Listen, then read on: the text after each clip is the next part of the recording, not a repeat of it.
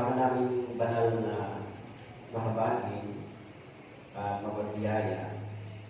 Maraming salamat po sa araw na ito na muli kaming nagkatipon sa loob ng isang linggo. Kami po ay nagpapatuloy sa inyong salita. Kaya sa araw na ito, malapit po kami sa inyo na patuloy na po kaming puluhin ng inyong salita ng biyaya sa aming mga puso upang ang aming mga buhay Kristiyano ay lumago ang pagkakilala po namin sa inyo. Makapamuhay kami ayon sa itinuturo ng Biblia. Tulungan niyo po kami, Panginoon. Nawa po ang inyong mga salita sa araw na ito ay maging makapangyarihan sa amin. Patuloy namin inadalangin sa inyo ang probinsya po ng Catanduanes sa pagbangon pagkatapos po ng typhoon.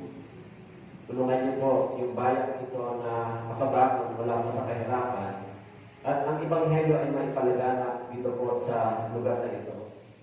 Gamitin niyo po kami na mga inihigtas ng inyong banal na dugo, tumanggap ng dakilang biyaya, naunawa namin ang aming mga kasalanan ay malinis na ng inyong banal na dugo. Tulungan niyo po kami at gamitin niyo po kami para sa pagpapalaganap ng Ebanghelyo sa lugar na ito. Pagpalain na rin po, Panginoon, ang mga nangangaral ng Ebanghelyo sa araw na ito, ang mga misyonari, Korean misyonari na dinala nito dito, ang mga Pilipino, mga pastor. Maraming salamat po na inyong salita ay pinagkatiwala niyo sa amin upang maibahagi, Panginoon, sa mga naghahanap ng kaligtasan. Kaya sa araw na ito, pakibuksan niyo po ang aming mga puso at tenga upang ang inyong salita ay tumaloy sa amin. Pakilagay din po ninyo ang inyong salita sa labi ng inyong lingkod.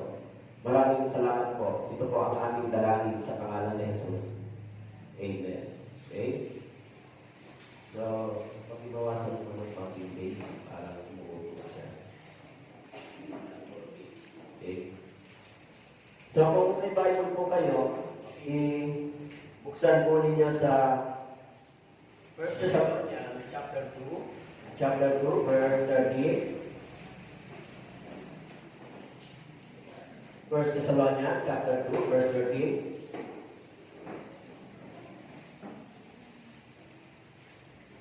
Unang Thessalonica, kabanatang 2, talatang 13. Okay. Ito po tayo mag-aaral sa talata. Okay. Unang Thessalonica, kabanatang 2, talatang 3. Nakita niyo na po? So, babasahin ko po, sundan na lamang po ninyo. Okay. Unang Thessalonica, kabanatang 2, talatang 3. At kami ay patuloy na nagpapasalamat sa Diyos na nang inyong tanggapin ang salita ng Diyos na inyong narinig sa amin, ay inyong tinanggap yun, hindi bilang salita ng mga tao, kundi ayon sa katotohanan, ay bilang salita ng Diyos na gumagawa naman sa inyo na sumasampalataya. So, mula dito, pag-aralan po natin yung salita ng Diyos. Okay? Mapapansin po natin doon sa binasa ni Pablo, mayroong dalawang salita na binanggit siya. Yung salita ng Diyos at salita ng tao. Okay? Doon sa verse 30, sinabi niya na ang salitang ito ay tinanggap yon hindi bilang salita ng mga tao, kundi bilang salita ng Diyos. So, mayroong dalawang salitang binanggit dito, di ba? Salita ng tao at salita ng Diyos. Okay po? Bakit ba sinabi ni Pablo sa mga taga-Thessalonica, sa Thessalonian believer, bakit sinabi niya na ang salitang ito ay hindi niyo tinanggap bilang salita ng tao, kundi tinanggap ninyo bilang salita ng Diyos? Magkaiba yung salita ng tao at salita ng Diyos, di ba? Okay. Sa Thessalonian Church, sa panahon nila, nang sila po ay tumanas ng pag-uusig dahil sa Ebanghelyo, so sa panahon nila, yung pagkatao ni Pablo bilang isang apostol ay kinu-question ng mga Israelita o ng mga Hudyo na naniniwala sa tinatawag na Judaismo sa panahon nila. Okay? Kaya yung pangalan ni Pablo, sa panahon nila ay pinu-question yung kanyang pagiging apostol, kung siya ba ay talaga bang tunay na tagapangaral o apostol. Dahil doon, yung mga Kristiyano sa Thessalonica ay nagkaroon sila ng matinding kahirapan dito sa Ebanghelyo ito dahil sa pag-uusig ng mga tao. Kaya sinabi ni Paul, doon sa verse 13, sinabi niya, kami ay patuloy na nagpapasalamat sa Diyos. Nang inyong tanggapin ang salita ng Diyos na yung narinig sa amin, yung tinanggap yun, hindi bilang salita ng mga tao. Hindi bilang salita ng tao, kundi bilang salita ng Diyos. Kaya pag-aaralan po natin ngayon ay the authority of the Scripture o yung kapangyarihan ng salita ng Diyos. Gaano ba kapangyarihan ang salita ng Diyos sa inyo? Okay? Gaano po kapangyarihan ang salitang ito na ating naririnig o ating pinag-aaralan sa inyo, sa inyong buhay? Gaano ba ito kapangyarihan sa inyo? Yung salita ng Diyos. Okay? Mahalaga po na pagkakaiba. No? May pagkakaiba. Yung salita ng Diyos ay eternal. Pinabanggit sa Awing 119 verse 89, this word is eternal. Pang walang hanggan. Kaya sinasabi mo, magpakailangan o Panginoon, ang iyong salita ay natatag sa langit. Yung salita ng Diyos. Kaya kung makabasa po natin sa Genesis chapter 1, yung salitang ito ay naging makapangyarihan. Sabi po, sapagkat mababasa po natin doon sa salitang at sinabi ng Diyos. Sinabi ng Diyos, magkaroon ng langit at lupa, yan ay nangyari. Ibig sabihin, yung salitang ito ay makapangyarihan at nangyayari. Yan yung salita ng Diyos. Kaya kapag binasa natin sa Genesis, gaano ba kakapangyarihan ang salitang ito? Maging yung salitang ito, nagsalita din sa panahon ni Abraham sa mga patriarch. Kaya doon sa Genesis chapter 12, nag-promise ang Diyos kay Abraham. Sa loob ng 400 years, bago mangyari yung pangako ng Diyos sa kanya. Okay? Kaya yung salitang ito ay pinanghawakan ni Abraham. So, maging sa church, no? And now, the Word of God is delivering or preached, ipinapangaral sa loob ng iglesia. Kaya gaano ba kapapangyarihan sa inyo ang mga talatang ito, ang salitang ito, gaano ba ito kumikil sa inyo o ito ba ay nagbibigay sa inyo ng direction? Kasi sinabi nito dito sa mga taga-Thessalonica, nagpapasalamat kami sapagkat ang salitang ito ay hindi nyo itinuturing na salita ng tao, kundi salita ng Diyos. Alam nyo, mayroong salita ng tao at may salita ng Diyos, di ba? Doon po sa Proverbs chapter 30 verse 5, sinabi po doon, Kawikaan, chapter 30, verse 5, bawat salita ng Diyos ay subok na totoo, siya ay kanasag sa kanila na kumakanlong sa Kanya. Bawat salita ng Diyos ay subok na totoo. Siya ay kanasag. Binanggit din sa verse 6, huwag kang magdadagdag sa Kanyang mga salita. Baka sawayin ka niya at masumpungang sinungaling ka. Alam niyo po, yung salita ng Diyos na ito, yung salitang ito ay ginamit ng maraming tao. Ginamit ng maraming tagapangaral para sila ay magkaroon ng kapangyarihan, para sila ay magkaroon ng kayamanan, para sila ay maging isang tagapagturo. Yung salitang ito, salita ng Diyos, ay ginamit ng maraming tao para sa kanilang sariling otoridad. Marami rin mga tao ang gumamit nito na yumaman dahil dito. Yung salita ng Diyos, kaya nga sinabi ni Paul, hindi namin kinakalakal ang salita ito. Sa ating panahon, kung mapapansin natin, ang salita ito ay maraming gumagamit. Pero sa paggamit nila, maraming mga tao na naging makapangyarihan dahil sa salita ng Diyos. Yumaman, naging kilala dahil sa salita ng Diyos. Ginagamit nila yung salita ng Diyos. Siyempre, hindi lahat. Pero, sinasabi ni Paul, ang salitang ito ay hindi salita ng tao, kundi salita ng Diyos. So, sa church, sa atin, sa iglesia, sa inyo, paano nyo itinuturing ito na ito ay salita ng Diyos para sa inyo at dapat itong maging makapangyarihan sa inyo? Makapangyarihan ba sa inyo ang salita ng Diyos? Sinusunod nyo ba yung salita ng Diyos? Dito ba ay makapangyarihan sa inyo? Diba? Yan sinasabi ni Paul noon sa kanyang salita na nagpapasalamat kami sapagkat ang salitang ito ay hindi ninyo itinuring na salita ng tao, kundi salita ng Diyos. Sa awit chapter 12 verse 6, ang mga salita ng Panginoon ay mga dalisay na salita, gaya ng pilak na sinusubok sa hurno, sa lupa na pitong ulit na dinadalisay. Awit chapter 12 verse 6. Yung salita ng Panginoon ay dalisay na salita. Dalisay na salita. In Awit chapter 19 verse 8, ang mga tuntunin ng Panginoon ay matuwid, nagpapadalak sa puso. Ang utos ng Panginoon ay dalisay, nagpapaliwanag ng mga mata. Yan yung salita ng Diyos. Pero sa Biblia, maraming mga tao na ang salitang ito ay kanilang hinamak. Binaliwala nila yung salitang ito. Una, mapapansin natin sa history ni King Nebuchadnezzar. Sa aklat ng Daniel, yung istorya ni King Nebuchadnezzar, nung hinamak niya yung salita ng Diyos, siya isang makapangyarihang hari. So, hinayaan siya ng Diyos kumain ng damo, manirahan sa gubat, at tanggalin sa kanya yung kanyang karangalan bilang hari dahil sa paghamak niya dito sa salita ng Diyos.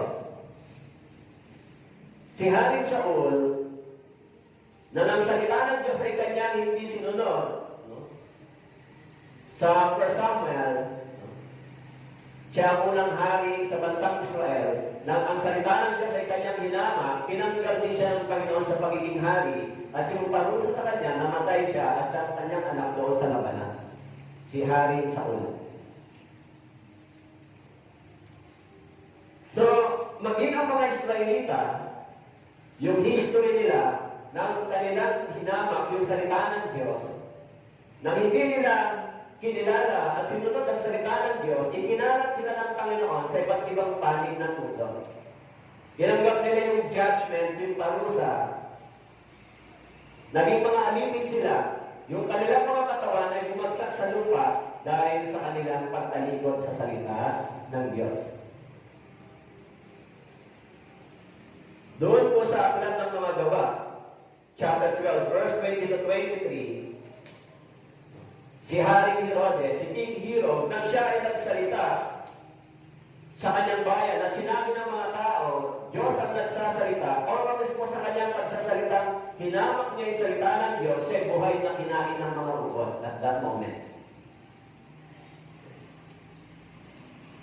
Maging doon sa aklat ng mga hukom, sa chapter 2, verse 11 and 12, na ang mga Israelita tumalikod sa pangako sa kanilang salita, sa salita ng Diyos, hinayaan sila ng Diyos na ang mga kaaway nila ay sakupin sila. Alipinin sila. Kaya yung topic po natin ngayon ay the authority of the Scripture or the power o ang kapangyarihan ng otoridad ng salita ng Diyos.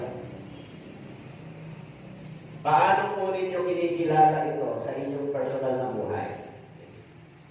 Alam niyo po, yung salita ng Diyos ay hindi po magkakamali. Kaya sinasabi sa Isaiah chapter 55, verse 11, ano man ang purpose nito at layunin ay mapangyayari. Hindi yan pwedeng hindi mangyari. Kayo po, paano nyo kinikilala, paano ninyo itinuturing ang salitang ito sa inyong puso, sa inyong isip? Every Sunday, nakikinig kayo ng words of God. Wednesday, paano po ninyo itinuturing ito sa inyong sarili, sa inyong personal na buhay? Maraming mga nagsasabing Kristiyano, nagsasabing born again, ang salitang ito ay hindi nila binibigyan ng karangal. Halimbawa, yung sinabi ko kagabi, yung parents ay mayroong authority sa kanyang anak, di ba? Meron mo ba? Kaya pag sinabi ng parents na kunin mo yung baso, kukunin niya yun dahil kinikilala niya na ito ay command ng kanyang parents sa kanya. Ganyan po yung authority na meron. Na sinabi ng mula sa bibig, lumabas yung autoridad, sinunod dahil ito ay may kapangyarihan. Paano naman ang salita ng Diyos? May kapangyarihan ba sa atin ito? Kung sinasabi ng salita ng Diyos, ginagawa ba natin? Sinusunod ba natin? Kung sinusunod natin yung ating mga magulang o yung mga tao na nag-utos sa atin, yung salita ng Diyos na iniuutos sa atin, sinusunod ba natin? Kaya yung topic natin ay napakahalaga. Paano tayo kumikilala sa salita ng Diyos? Napakaraming tao ang sumalungat dito, pero hindi sila nagtagumpay. Sa history, maging sa Biblia, napakaraming tao ang sumasalungat sa salita ng Diyos, pero hindi sila nagtatagumpay. May nabasa ako na isang article, na isang abogado.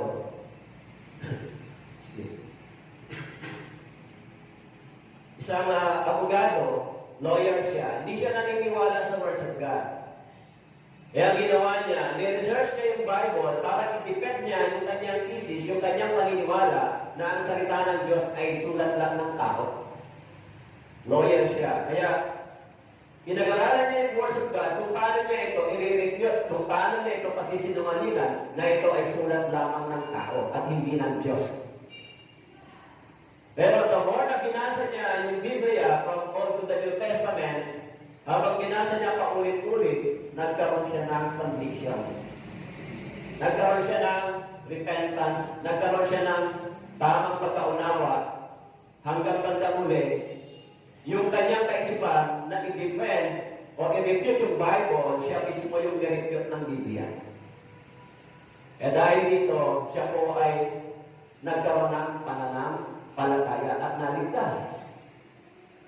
So maraming tao ang sumubok na ang salitang ito ay gamitin para sa personal nilang layunin, para sa personal nilang pagkakaroon ng sariling mga bagay. Actually, napaka-powerful ng words of God gamitin para ang mga tao magkaroon ng authority, kapangyarihan, pera, kayamanan. Eh yung mga religious leader, mga tagapagturo, dito, nagkaroon sila ng otoridad at ginagamit nila ito para sa kanilang sariling purpose. Halimbawa, yung mga priest. Saan galing yung kanilang itinuturo? Dito. Bakit sila sinusunod ng tao? Dahil dito.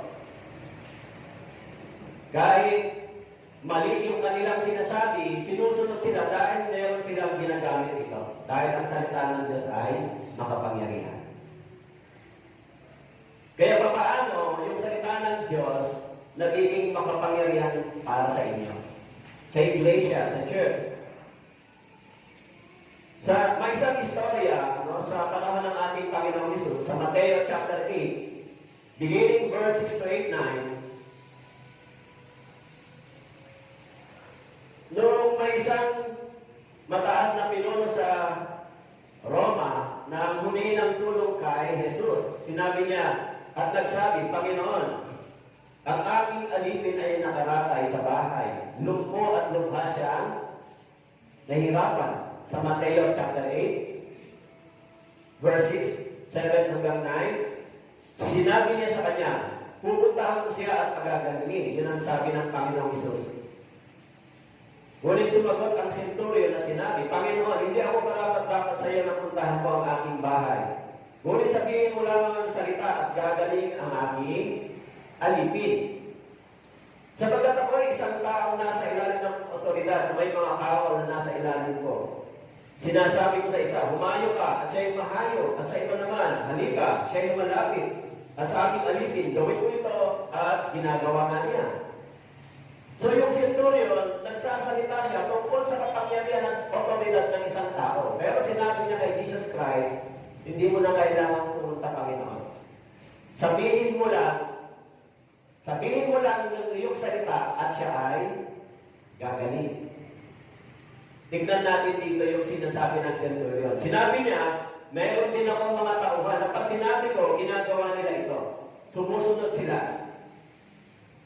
Pero nang humingi sa kanya ng tulong yung centurion kay Jesus Christ, ang pananampalataya ng centurion, sinabi niya, hindi mo na kailangang puntahan siya, Panginoon. Sabihin mo lang. Ibig sabihin, dito ipinapakilala kung ano ba yung katangian meron si Hesus Kristo. Sinabi ng centurion, huwag ka lang pumunta, Panginoon. Sabihin mo lang, mangyayari kung anong sasabihin mo. Sinabi niya rito, sabihin mo lang ang salita at gagaling ang aking alipin. So, sinabi niya yon kay Jesus Christ. Sabihin mo lang. So, kung gano'n, itong salitang ito na ating binabasa ay salita din ni Jesus Christ. Salita ng Diyos. Sa pamamagitan ng Espiritu ng Diyos, ipinahayag ito sa tao. Kaya si Paul, nang pinag-question siya ng mga Judaismo, ng mga pananampalataya ng Judaism, inu-question yung kanyang authority bilang isang preacher, sinasabi, dahil ikaw ay isang tao, yung pangalan mo ay araw ng tao, sinabi niya sa mga Thessalonica, nagpapasalamat ako, sapagkat yung salita ng Diyos ay itinuturing yung salita ng Diyos, hindi salita ng tao. Kayo po, yung naririnig nyo ba dito sa church, itinuturing yung salita ko o salita ng Diyos? Yung napag-aaralan natin dito sa Biblia, sa salita ng Diyos, itinuturing nyo ba itong salita ng tao o salita ng Diyos? Kaya kung sumusunod tayo sa parents, sumusunod tayo sa ating gobyerno, sumusunod tayo sa ating mga leader, mas dapat na sumunod tayo dito sa salita ng Diyos. Pero paano niyo po ito isinasagawa sa inyong buhay, sa inyong personal na buhay? Ang salita ba ng Diyos ay makapangyarihan sa inyo? Kasi ang ibig sabihin, kung ito ay makapangyarihan sa inyo, ito ay gumagawa sa inyo, kikilos kayo ayon dito, at ito ang magpapakilos sa inyo.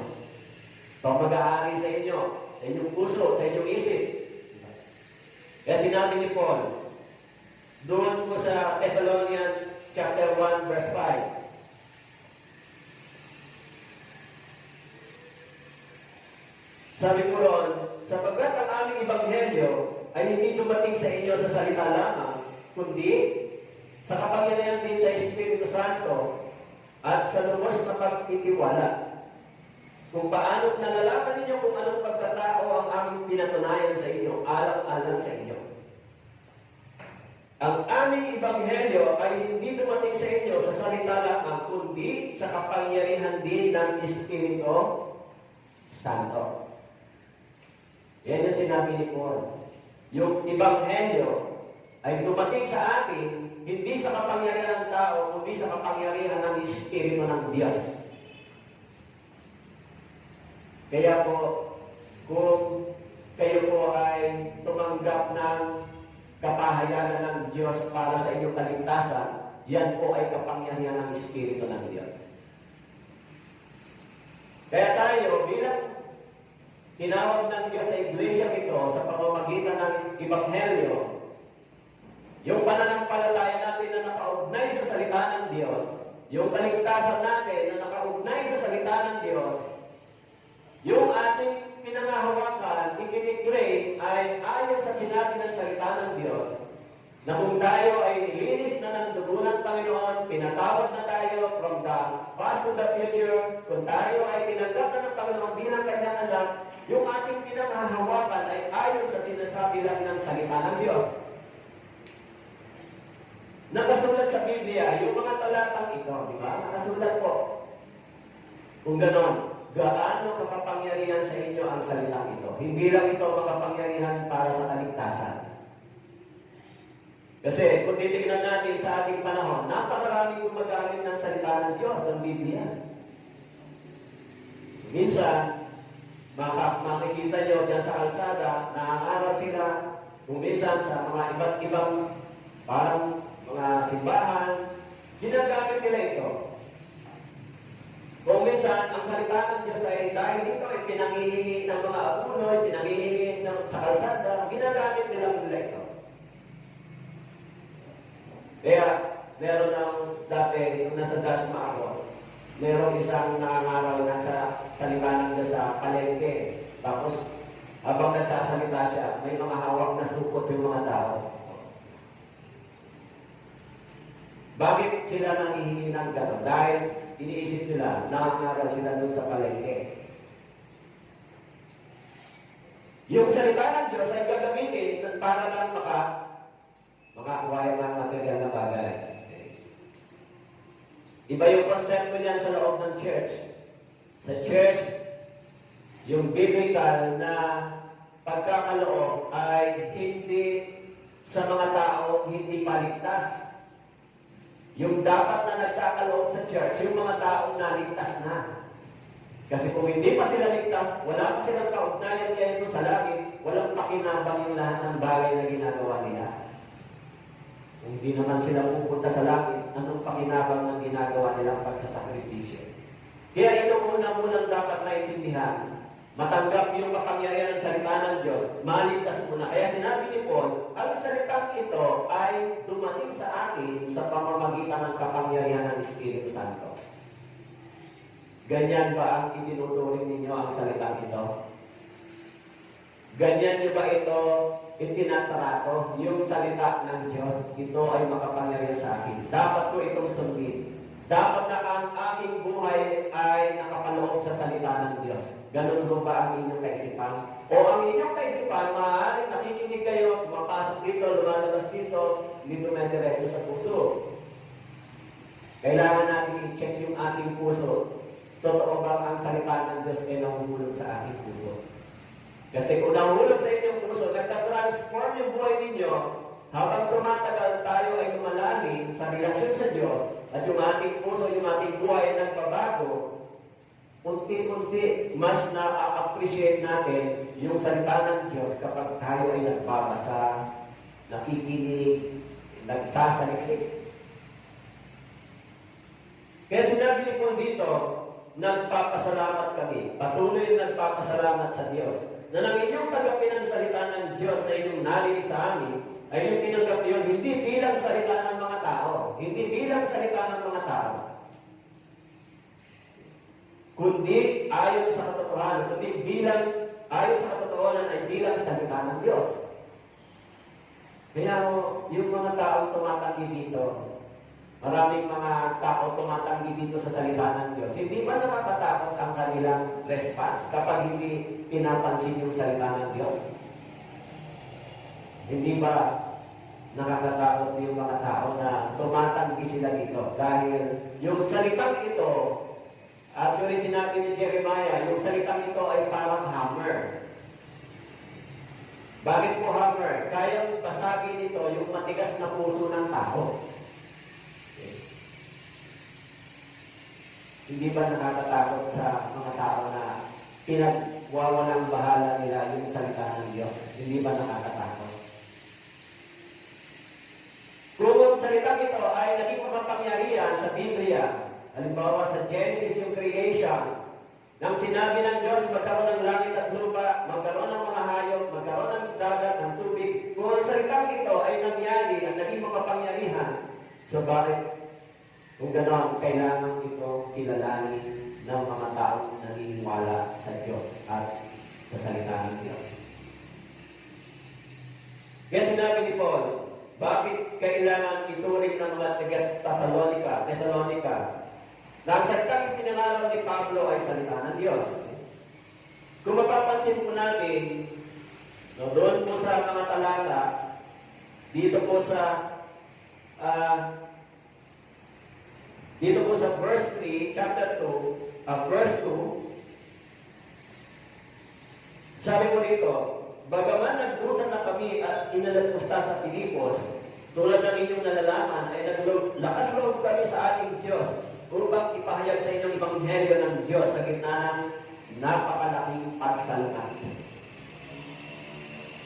Sa pangalan ni Paul sa Thessalonica, nagkaroon ng malaking pagsalungat sa kanyang karangalan sa harapan ng mga taong naligtas na ito. Kaya sinasabi niya, nagpapasalamat ako na ang salitang ito ay tinuturing ninyong salita ng Diyos, hindi ng tao. Kaya doon sa 1 Thessalonians chapter 2, verse 14, binanggit po doon, sapagkat kayo mga kapatid ay naging mga tulad sa mga iglesia ng Diyos kay Kristo Jesus na nasa Judea, sapagkat nagdusa din naman kayo ng mga gayong bagay mula sa inyong sariling mga kababayan, gaya naman nila sa mga Hudyo. Actually, dahil sa pagtanggap nila sa Ebanghelyong ito, na ito ay salita ng Diyos, sila po ay nagdusa. Nagdanas sila ng matinding persecution sa kapwa nila mga Hudyo. Kaya sinabi ni Paul, dahil sa pagtanggap nila, doon sa verse 14, dahil sa pagtuturing nila na ito ay salita ng Diyos at hindi salita ng tao, dumanas sila ng pagdurusa.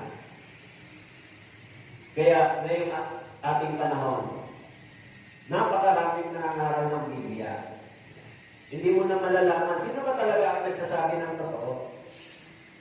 Actually, sa dami ng church na nangangaral ng Biblia, siyempre, yung way ng kanilang pangangaral, mahirap ma-identify kasi parang parehas lang naman ang ginagawa. Kung sa ating panahon, napakaraming mga itinatayong church, di ba? Mga churches, napakarami.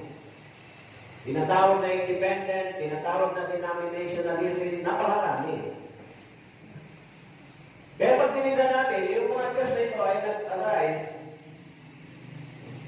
sa iba't ibang barangay, iba't ibang bayan, napakarami. Ngayon, sa dami ng mga tagapangaral na ganito, sa dami ng mga churches na ganito, sa totoo lang, mahirap na ma-identify kung nasaan ba yung tunay na pagtuturo kung hindi tayo uupo sa salita, sa harapan ng salita ng Diyos.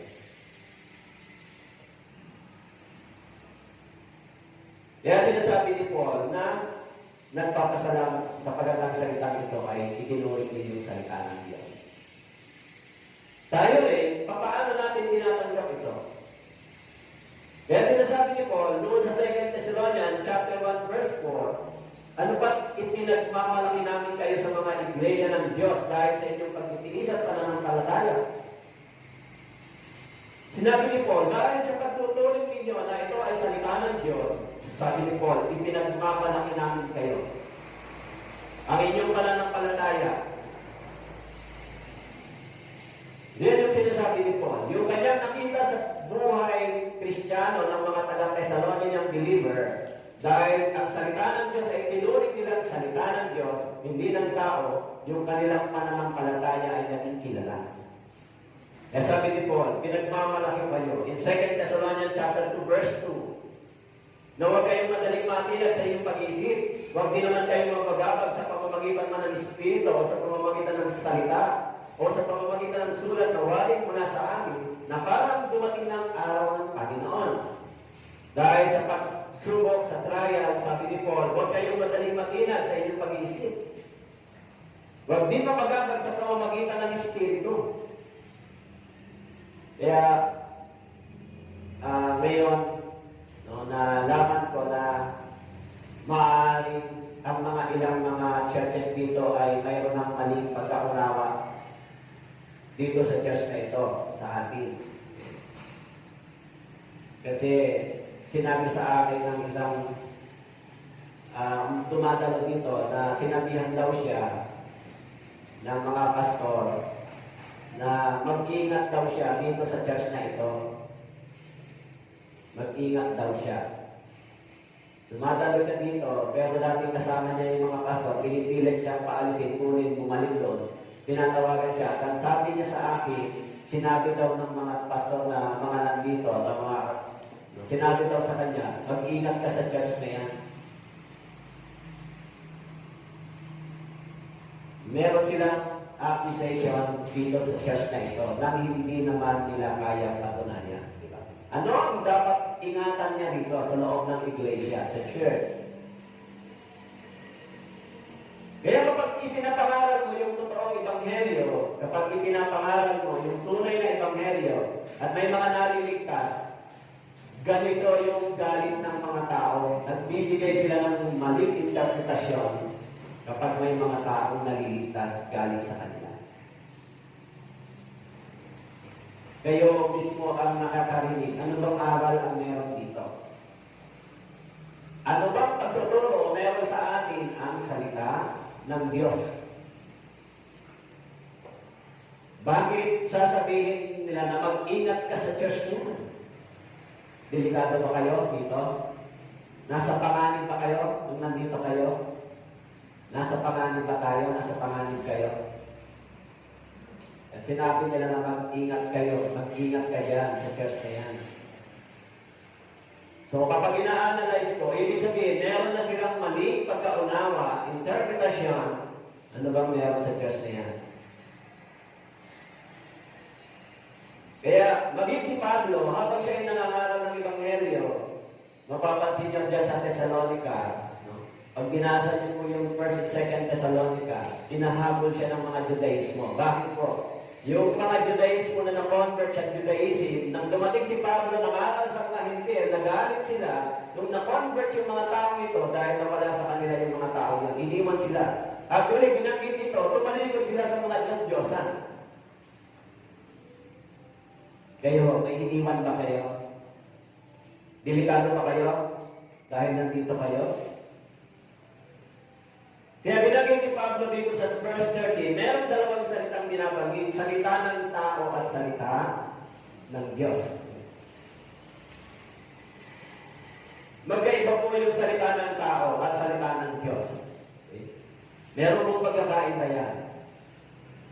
Bagamat parehas may otoridad. Halimbawa, ikaw ay isang manager, ikaw ay isang boss, o ikaw ay isang leader. Sa secular organization, meron kapangyarihan yung salita mo sa mga tao yan para magsabi. Gawin mo to, gawin mo ito. Pero ang salita ng Diyos ay hindi po katulad sa salita ng tao. Kaya sinasabi ni Paul, dito, patuloy kaming nagpapasalamat. Bakit sila nagpapasalamat? Dahil yung taga-Thessalonian believer, tinanggap nila yung salita bilang aral ng salita ng Diyos, hindi aral ng tao. Paano may pinapakilala ni Pablo yung salita ng Diyos sa kanila? Doon po sa 1 Corinthians chapter 2 verse 4. Ang sabi po doon, ang aking pananalita at ang aking pangangaral ay hindi sa pamamagitan ng mapangakit ng mga salita ng karunungan, kundi sa pagpapamalas ng Espiritu ng kapangyarihan. 1 Corinthians chapter 2 verse 4 hanggang 5. Upang ang inyong pananampalataya ay huwag maging batay sa karunungan ng mga tao, kundi sa kapangyarihan ng Diyos. Sinabi ni Pablo, ang aking pananalita at pangaral ay hindi sa pamamagitan ng mapang-akit ng mga salita ng karunungan. Kaya yung question dito, inaakit pa tayo dito, inaakit pa tayo sa mga magagandang salita? Inaakit pa tayo? Inaakit pa tayo ng mga magagandang salita dito? Actually, dito, minsan nasasaktan tayo dahil yung araw ng salita ng Diyos minsan sumusugat sa atin kapag yung pamumuhay natin ay mali sa harapan ng Diyos. Hindi yung salita para tayo magkaroon ng tinatawag na kayo ay ibaon sa isang maling paniniwala. Hindi po yan ang layunin ng salita ng Diyos sa Iglesia. Ang niyayakap natin ng paniniwala at pananampalataya, sinasabi ni Pablo, ito ay kapangyarihan ng salita ng Diyos sa atin. Binanggit sa verse 5, upang ang inyong pananampalataya, huwag maging batay sa karunungan ng mga tao. Marami namang tao matatalino, mahuhusay. Mahusay silang makipag-ibadista. Minsan, sinasabi nila yung tungkol sa Biblia. Ito yung mga turo, ito yung mga ganito. Marami, matatalino, mahusay sila. Yan yung karunungan ng tao. Pero yung karunungan ba ng tao ay bumabago ba sa buhay ng tao?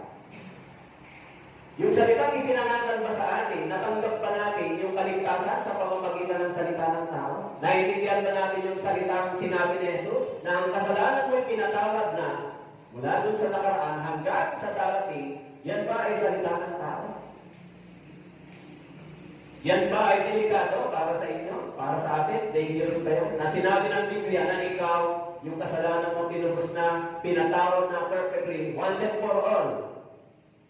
Pass to the future. Delikado ba yung salita niya? Delikado ba yung turo na yan?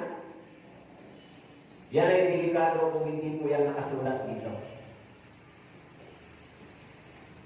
Naintindihan niyo ba yung salita niyan sa Biblia? Na ang ating mga kasalanan ay ipinatawad na ng Diyos sa Colossians chapter 2 verse 13.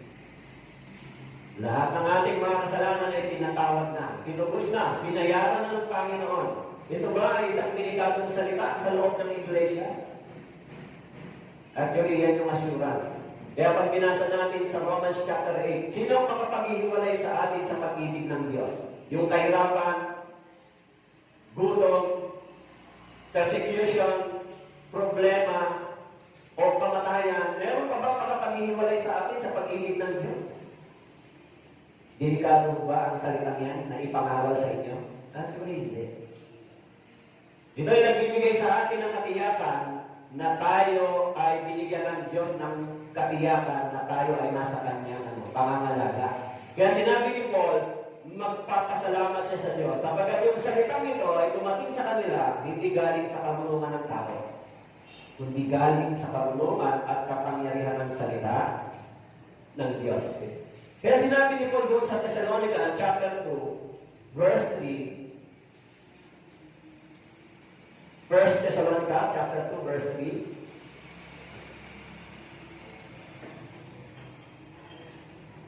sabi po niya rito, sabagat ang aming pangangaral ay hindi mula sa pandaraya, ni sa karumihan, ni sa panlilinlang, kundi kung paano kami minarapat ng Diyos na pagkatiwala ng Ebanghelyo, ay gayon kami nagsasalita. Hindi mo pang bigyan lugod ang mga tao, kundi ang Diyos na sumusuri sa aming mga puso. Sabagat hindi kami natagpuang gumagamit kailanman ng mga salitang pampaintugaw, gaya ng nalalaman ninyo. Di ng balagaw ng kasakiman, saksi namin ang Diyos. Di nagsisihanap man sa mga tao ng kapurihan, di sa inyo o sa ibaman. Bagamat may karapatan kami huli bilang mga apostol ni Kristo. Anong sabi ni Paul? Ang aming pangangaral ay hindi mula sa pandaraya, di sa karumihan, di sa panlilinlang. Hindi sa pandaraya.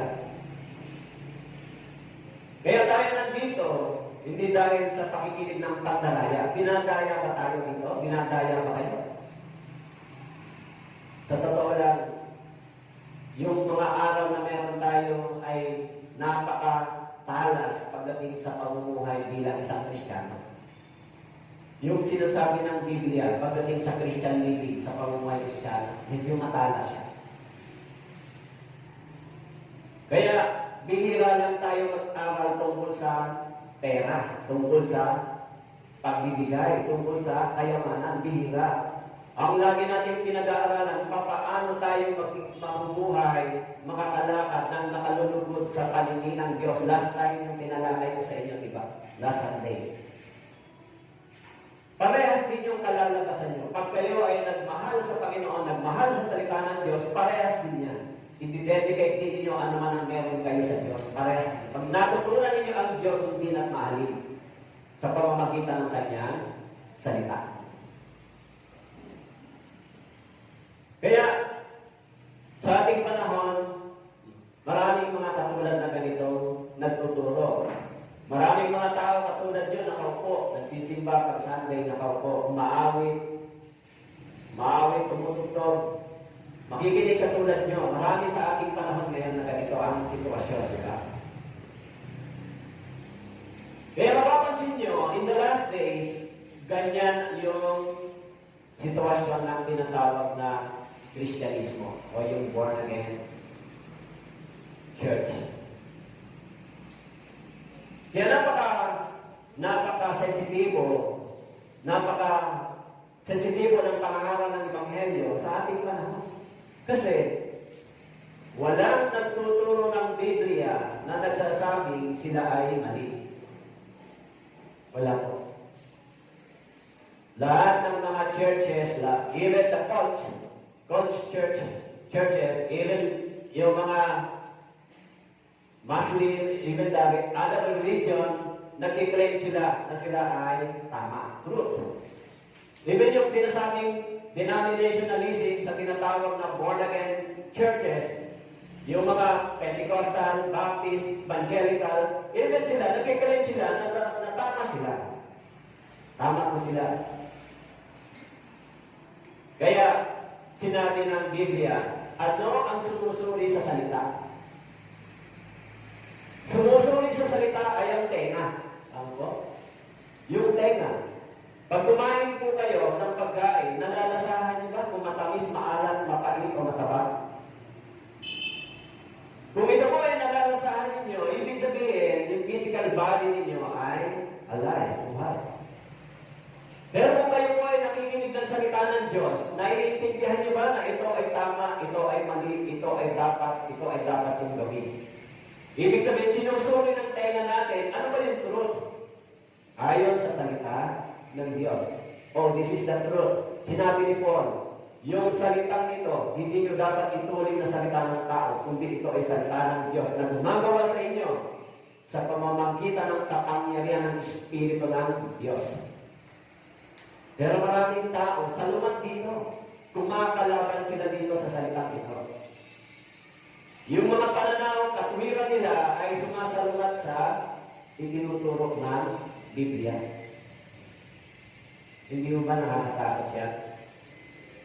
Hindi ba nakakatakot na akala namin ay tama ito, yun pala ako ay pasalumat sa sinasabi ng Biblia? Gaano makapangyarihan ang salita ng Diyos sa akin? Gaano makapangyarihan ang salita ng Diyos sa inyo? Maraming beses, nung narinig ko sa maraming tao, sa bibig ng marami, na may mga pagdududa sa salita ng Diyos. Marami ako narinig yan.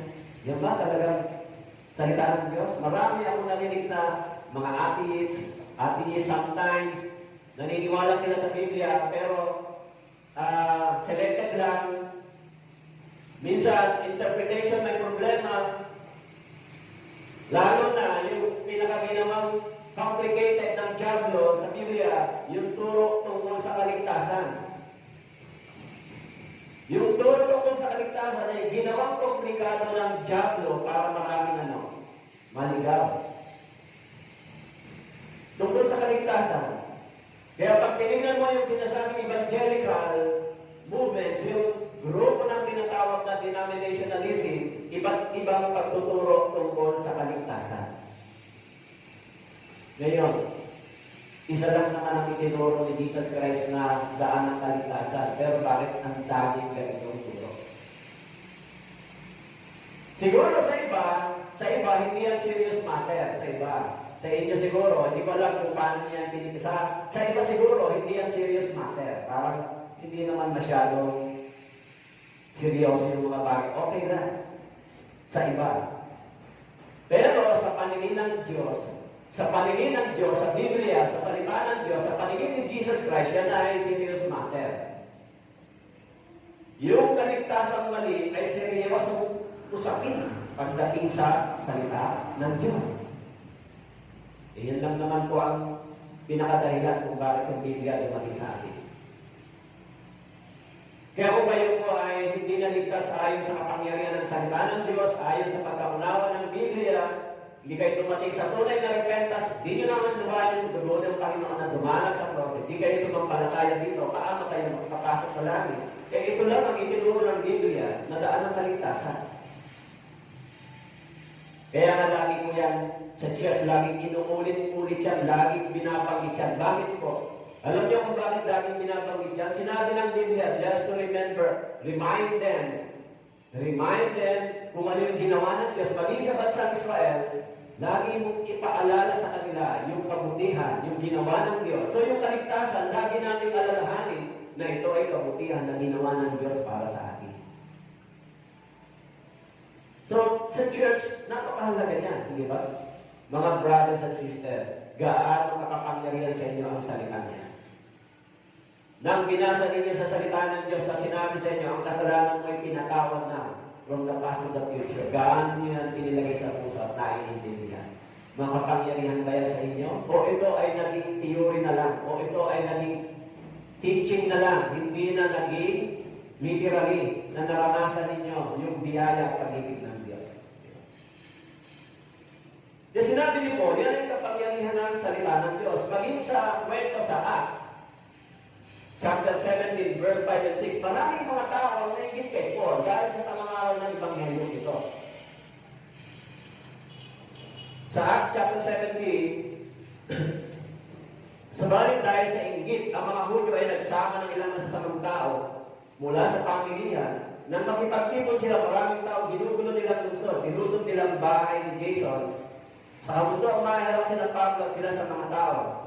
Nang sila hindi nila natagpuan na nilang pinadagat si Jason at ang ilang kapatid sa harap ng mga pinuno ng lungsod na pinagsisigawan, ang mga tao ko ay nanggugulo at dumating din sa atin, dumating din dito. Noong dumating yung totoong ebanghelyo sa kanila, sa panahon niyan, ang pangangaral ng Judaismo ay laganap. Nang dumating ang ebanghelyo sa kanila, dala-dala ni Paul sa mga hintil, nagkaroon ng kapuluhan.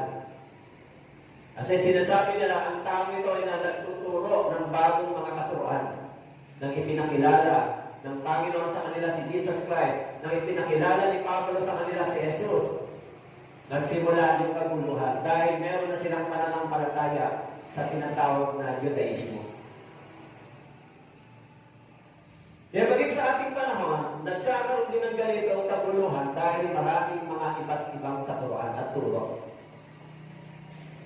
Na balitaan niyo ba? Validated ba talaga na si Soriano ay namatay na? Nabasa niyo ba sa news, sa Facebook? Hindi ko alam kung validated, pero parang nandoon sa news na si Soriano ay patay na.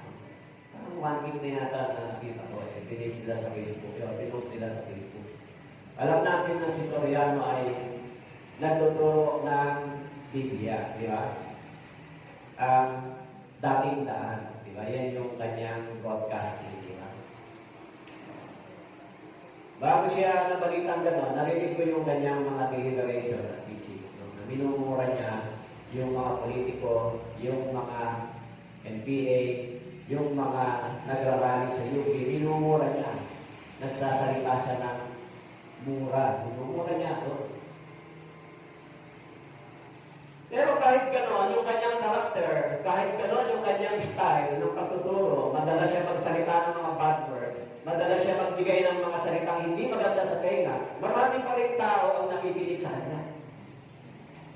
Marami pa rin tao ang gusto siyang pakinggan, marami pa rin tao ang sumasama sa kanila. Kahit kung pakinggan mo ng tenga mo, yung mga sinasabi niya ay hindi na maganda para sa sinasabi ng Biblia. Kaya ho, kung ganyan na naririnig nyo, makikinig pa kayo sa mga aral na gano'n. Kung lumalabas yung salitang nakasulat sa 1 Corinthians chapter 6, ang mga nagmumura, ang mga Panginoon ay hindi makakapasok sa kanilang langit. So, marami pa rin tao, kahit gano'n na yung naririnig nila, patuloy pa rin sila sa atin. Nakikinig, umahanga doon sa gano'ng mga aral.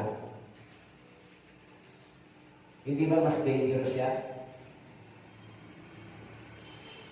Kaya po, sinasabi ni Paul, na ang salitang ito ay hindi dumating sa inyo, kundi ito ay salitang mula sa kapangyarihan ng Espiritu Santo.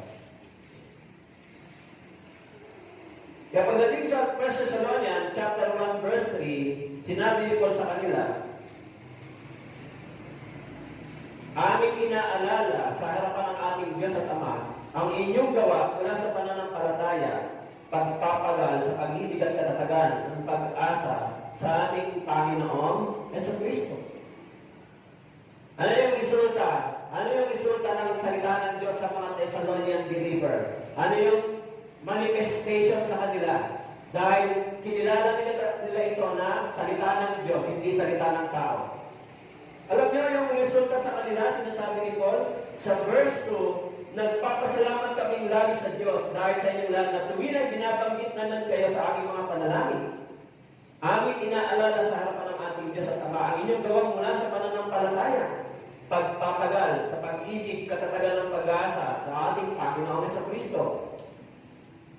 Ito po yung resulta ng kanilang pagtitiwala sa aral na dinala ni Pablo sa kanila na iyan ay salita ng Diyos. So, kung kinikilala natin na ito ay salita ng Diyos, lalabas din sa atin yung lumalabas sa kanila. Yung pananampalataya natin ay magiging matatag din. Magkakaroon din tayo ng pagpapagal at pag-ibig sa iglesia. Magkakaroon tayo ng tunay na pag-asa. Ganyan yung ginawa ng salita ng Diyos sa kanilang mga puso, sa kanilang mga isip. Kaya sinasabi ni Paul, dahil sa ito ay itinuturing ninyo na salita ng Diyos. Kaya ang salita ng Diyos ay gumagawa sa inyo. Gumagawa. Yung kapangyarihan ng salita ng Diyos. Maging si Lydia, doon sa Acts chapter 16 verse 14, sabi ko doon, at nakikinig sa amin yung isang babaeng ang pangalan ay Lydia na sumasamba sa Diyos. Siya'y mula sa lungsod ng Thyatira, isang mangangalakal ng mga telang kulay ubi, binuksan ng Panginoon ang kanyang puso upang makinig na mabuti sa mga bagay na sinasabi ni Pablo. Alam niyo po yung ginawa ng salita ng Diyos kay Lydia? Binuksan yung kanyang puso. Binuksan yung kanyang puso. Naunawaan niya yung biyaya ng Diyos sa Acts chapter 16 verse 14. Tayo din, habang tayo ay nakikinig, yung kapangyarihan ng salita ng Diyos ay gumawa din sa atin. Binuksan din ito yung ating isip at puso. Hindi po katulad yung practices ng maraming mga panalangin ng mga false pastor na sasabihin, buksan mo yung puso mo para sa Diyos. Kaya nyo bang buksan yung puso ninyo?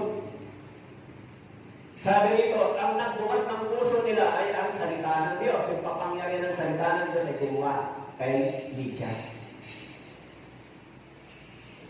Kaya yung topic natin ay the authority or the power of the Scripture. Sa inyo po, gaano ito kapangyarihan sa inyo? Kaya sinabi doon, nang inyong tanggapin ang salita ng Diyos. Paano ba tinanggap ito ng mga taga-Thessalonica? Actually, si Paul, doon sa Galatians chapter 1 verse 12, sinabi ni Paul doon sa Galatians chapter 1 verse 12, sapagkat hindi ko ito tinanggap mula sa tao, o itinuro man sa akin, kundi sa pamamagitan ng pahayag ni Jesucristo. Maging si Paul, yung salita ng Diyos ay tinanggap niya mula sa kapahayagan ng ating Panginoong Jesucristo. Kaya sinabi ito, sapagkat hindi ko ito tinanggap mula sa tao. So mga brothers and sisters, yung salitang ito, baka magkamali po kayo. Baka sabihin nyo, ayan ay aral ni Pastor Boyet. Eh baka humamali po kayo. Hindi ko po yan aral. Yan ay aral ng salita ng Diyos sa atin. At aral din na tinanggap ko mula sa salita ng Diyos. Kaya yung aral na yan ay hindi galing sa tao, kundi ibinigay ng salita ng Diyos. Of course, yung karunungan para ito isali, i-interpret, ipaunawa, ibinibigay ng Diyos sa atin para maintindihan natin ito. Kaya yung tunay na nag-i-interpret ng Scripture ay yung Espiritu ng Diyos. Let them interpret the Bible itself. Kaya yung mismong salita ng Diyos ay may sariling kapahayagan at pagpapaliwanag sa kanyang sariling salita. Kaya sinabi ni Paul, ang salitang ito ay hindi salita ng tao. Minsan, hindi nagsasabi, hindi, turo lang yan ng doktrina lang yan ng church nyo, iglesia. Actually, sinabi sinabi, yung mga unang mananampalataya, pagdating sa Acts, sinabi ron, nanatili sila sa turo ng mga apostol. Pero sino ang nagturo sa mga apostol? Si Jesus Christ. Alam natin yung mga apostol, tinawag sila ng Panginoon, wala silang knowledge, wala silang kaalaman tungkol dito. Pero nung dumating ang Panginoon, sinanay sila, tinuruan sila, at pinangako yung Espiritu ng Diyos para magbigay ng karunungan at kapangyarihan upang maipangaral yung Ebanghelyo. Tinanggap nila yun. At ngayon, yung salitang ito ay nasa loob ng iglesia, sa church. At yung iglesia na yan ay yung binabanggit na tinubos ng banal na dugo ng ating Panginoon. At yung church na yan tinipon, at sa church, ibinibigay yung Ebanghelyo, yung salita ng Diyos, sa pamamagitan ng Espiritu Santo. Ang church o ang iglesia ay tumatanggap ng biyaya ng Diyos. Tayo, bawat isa sa atin. Sa pamamagitan ng gawa ng Panginoon, sa pamamagitan ng salita ng Diyos, tumatanggap tayo ng biyaya. So ano ang itinuturo sa inyo? Ano ang itinuturo sa atin? Kung sinabi dito na dapat tanggapin namin itong salita ng Diyos, hindi salita ng tao, hindi po yan nakakatakot. Kasi maraming ebidensya ang Biblia, maging sa history. Si John Lennon, nung sinabi niya, "Who is Jesus? I am famous than him." Pagkatapos niya sinabi yun, after 2 to 3 years, binalik siya sa ulo ng mismong nakikinig sa kanya. At hindi ko matanggap yung sinabi doon sa history na nagsasabing born again, yung bumaril sa kanya. It is impossible magawa ng isang born again. Binaril siya sa ulo dahil doon sa kanyang statement. Okay? So, meron pang isang sikat na babae, si Marilyn Monroe. I think si Marilyn Monroe. Pinuntahan siya ng isang evangelist, sinabi sa kanya, "Pinamunta ako ng Espiritu ng Diyos dito para ipangaral sa iyo sa Jesus. Hindi mo kailangan ng Jesus mo." Sinabi niya gano'n. Pagkatapos niya sabihin niya, after a while, natagpuan siya patay sa kanyang sarili. Tulugan. Maraming mga tao ang sumalukat dito, hindi kinilala yung salitang ito, kaya dumating sa kanila yung ganitong kapahama.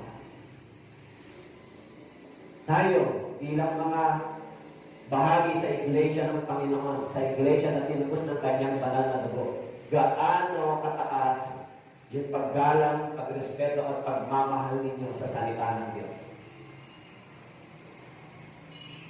Alam nyo, sa totoo lang, kapag humarap kayo sa isang politiko, halimbawa governor sa harap mismo sa iyo magsabi, "Gawin mo ito." Susunod ba kayo o hindi? Siyempre, susunod kayo dahil yan ay mataas na leader ng bansa. O halimbawa, presidente, gawin mo ito ngayon. Tatanggi ka ba o hindi? Siyempre, hindi ka tatanggi dahil yan ang may kapangyarihan sa iyo. Paano yung salita ng Diyos? Kung sinasabi sa iyo, gawin mo ito. Sinabi ng salita ng Diyos, gawin mo ito. Susundin mo ba yan o hindi? Mas makapangyarihan ang salita ng Diyos kaysa presidente, di ba? Mas makapangyarihan ang salita ng Diyos kaysa salita ng presidente at ng governor. Yan po yung sinasabi ng Biblia. At sinabi ni Paul, "Nagpapasalamat ako sa Diyos sapagkat ito ay itinuring ninyong salita ng Diyos." Okay? Dumating ito sa pamamagitan ng salita ng Diyos, sa pamamagitan ng Espiritu Santo. Kaya pagdating sa John chapter 17, verse 17, sinabi ni Jesus Christ, ano ba ang salita mo? Ang salita ng Diyos ay katotohanan. In John chapter 17, verse 17, sinabi ni Jesus Christ, ang salita mo ay katotohanan. In John chapter 17, verse 19, dahil sa kanila, pinabanal ko ang aking sarili, upang sila naman ay pabanalin sa katotohanan. John chapter 17, verse 17, ito ay katotohanan. Kaya nga sinabi doon sa John chapter 15, verse 3, nilinis na kayo ng salitang sinabi sa inyo. Ano ang luminis sa atin? Yung salita ng Diyos, nilinis tayo. Sa mga mali nating kaisipan, sa mga mali nating pangangatwiran, sa mga mali nating pamumuhay, nilinis tayo ng salita ng Diyos. Sa mga mali nating pananaw, sinasabi, nilinis tayo ng kapangyarihan ng salita ng Diyos. Binago yung isip natin, yung bibig natin, yung buhay natin, yung ginagawa natin, nilinis tayo, binabago tayo. Di ba?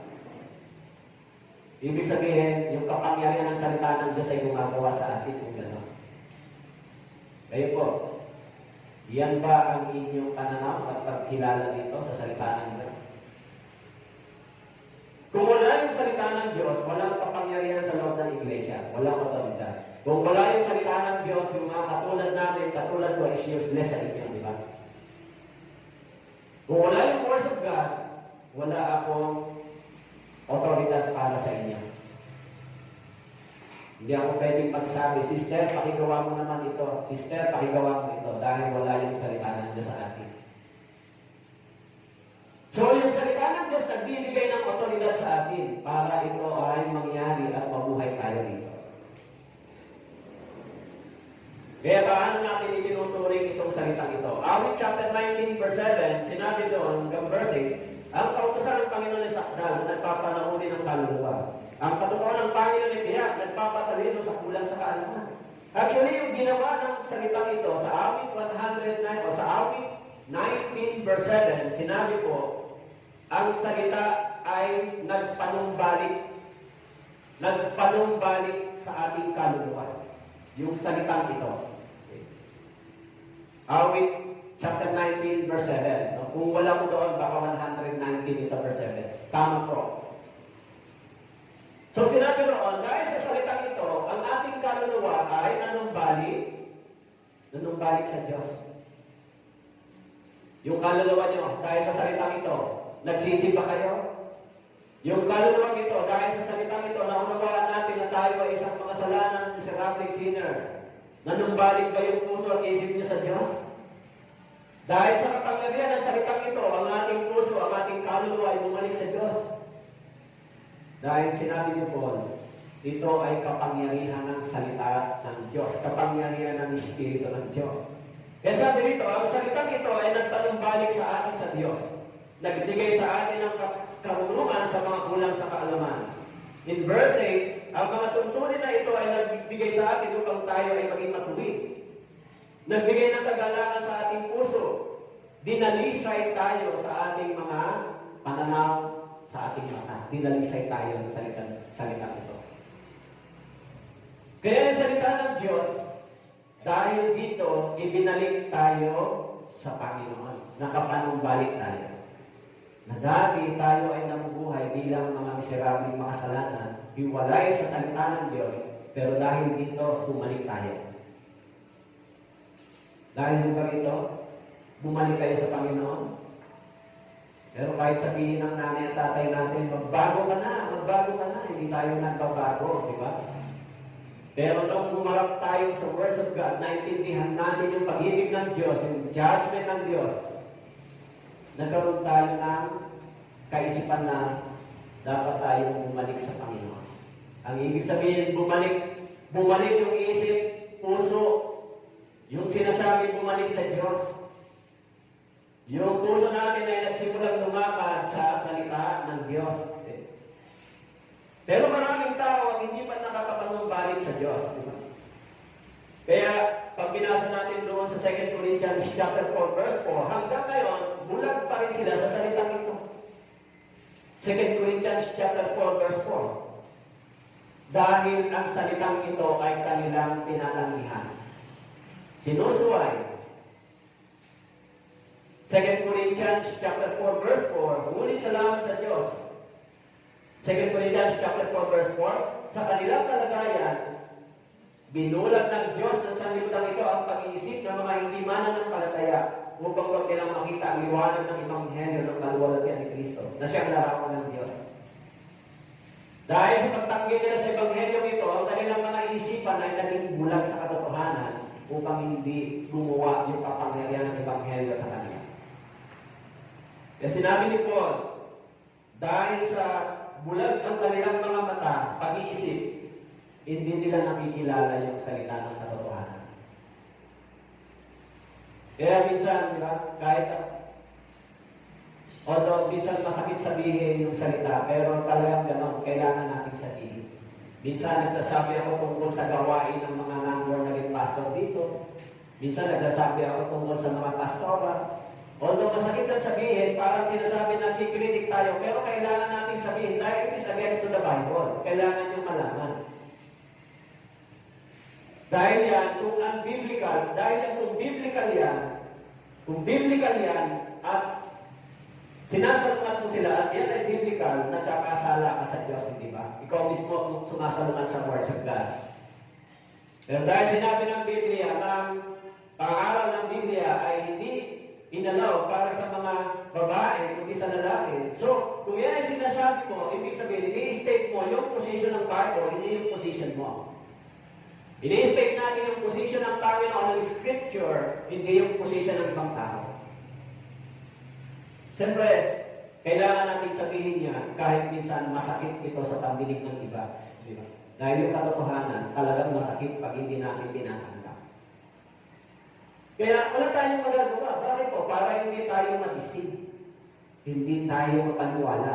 Teka muna. Ayon sa Biblia, hindi ito dapat. Pero bakit nyo ginagawa? Kaya may mga taong nangangaral sa Biblia na sila mismo ay sumasalungat dito. May mga taong nangangaral na dito. Sila mismo ang sumasalungat sa salita ng Diyos sa kanilang ipinangangaral. Kung gano'n, yung kapangyarihan ng salita ng Diyos ay wala sa kanila. Di ba? Kayo po, ano ang ginawa sa inyo unang-una ng Ebanghelyo? Ang ginawa sa inyo unang-una. Hindi ba yung sinabi ng Awit 19 verse 7? Yung kaluluwa natin ay pinanumbalik niya sa Diyos. Hindi ba? Yan ay pinaka-the best. Dumating ba kayo sa upang repentance sa harapan ng Diyos? Yung puso niyo ba talagang lumuha dahil naunawaan niyo ako isang miserable sinner? Akala ko, tama ako. Dumating mo ba kayo sa gano'n? Marami pong tao sa Biblia at dumating sa gano'n. Tayo ay dinala ng salita ng Diyos sa gano'ng kalagayan. Sa katulad ng mga tax collector, napakamakapangyarihan ito para sa atin. Tama po? Pero hindi mo natapos doon, di ba? Kaya sinasabi lang, tinanggap nila ang salita ng Diyos. Kaya doon, ano pa po ang ginawa ng salita ng Diyos? In Romans chapter 6, verse 17 and 18, ano pa po ang ginawa dito? Ngunit salamat sa Diyos, na bagamat kayo dating mga alipin ng kasalanan, kayo taos-pusong sumunod sa inyo ng araw, na doon ay pinagkatiwala kayo. Pagkatapos na mapalaya kayo sa kasalanan, ay naging mga alipin kayo sa paggawa ng matuwid. Ano po ang ginawa ng salita ng Diyos sa atin? Sa Romans chapter 6, verse 17 and 18, pinalaya tayo mula doon sa kapangyarihan ng kasalanan. Sabi rito, sabi ni Paul, bagamat tayo dating alipin ng mga kasalanan. Dati mo ba kayong alipin ng mga kasalanan? Kayo ba dati ganito? Pinagsisihan niyo na, tapos binabalik-balikan niyo pa? Paulit-ulit ba yung sin dati sa atin? Pero sabi rito, pinalaya tayo ng Diyos dito. Hindi na tayo alipin. Hindi na tayo alipin ito. Kung gano'n, wala nang kapangyarihan sa atin yung kasalanan para tayo dalhin saan? Sa impyerno. Ang meron na lang yung kasalanan sa atin ay para sirain o wasakin yung ating buhay Kristiyano. Pero yung ating kaligtasan, hindi na kayang wasakin ng kasalanan para dalhin tayo doon sa impyerno. Wala na siyang magagawa. Pero, yung buhay Kristiyano natin, yung katotoo natin, bilang mga mananampalataya, ay kaya pang wasakin ng kasalanan, pero hindi ang ating kaligtasan. Kasi kahit na Kristiyano na kayo, born again, pwede pa kayong gumawa ng kasalanan kung gusto nila, di ba? Kaya nga lagi kong sinasabi sa mga kabataan, restrain your emotion, restrain your feelings. So, mag-focus muna kayo sa ganito. Kasi sila yung mga weak ang emotion, madaling na umulog sa pagkakasala dahil kulang pa sa maturity. Restrain, madaling ka. Kasi kahit born again na kayo, pag nagkamali kayo sa gano'n, mawawasak yung patotoo ninyo bilang Kristiyano. Kasi pag nawasak yung testimony mo, patotoo mo bilang Kristiyano, wala ka na power para mag-testify. Wala na. Although ligtas ka, pero wala ka ng power para magpatotoo. Kasi sasabihin nila, ba't ikaw?